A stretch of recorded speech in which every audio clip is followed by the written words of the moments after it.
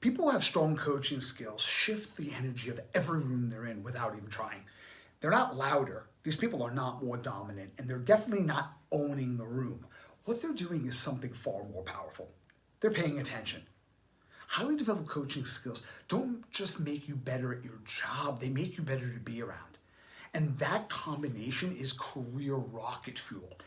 And here's a few reasons why I'm saying this. Number one, coaching skills are able to turn you into a leader that people actually want to follow. So most of what we would call leadership problems aren't strategy problems, they're relationship problems, they're people problems. They're problems that a better PowerPoint presentation aren't necessarily going to fix. Coaching trained leaders are able to ask better questions because they're able to listen more skillfully. They help people think instead of telling them what to do and referring to that as empowerment.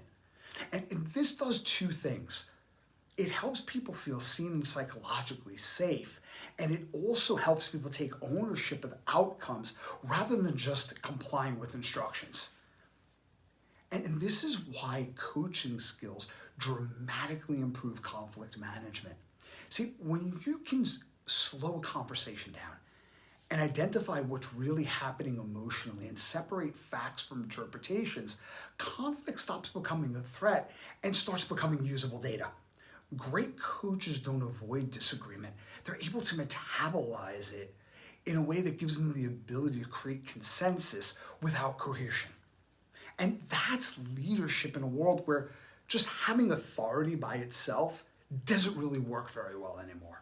Number two, coaching skills make you exceptional at sales without being salesy.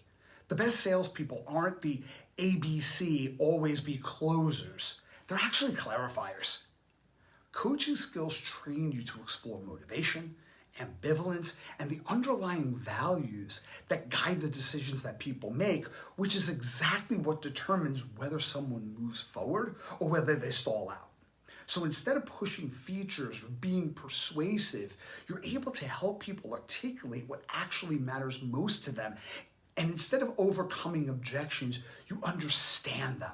Instead of persuasion, you're able to create alignment. And ironically, the moment you stop trying to convince people is often when they feel the safety, clarity, and trust that's necessary to make a viable decision.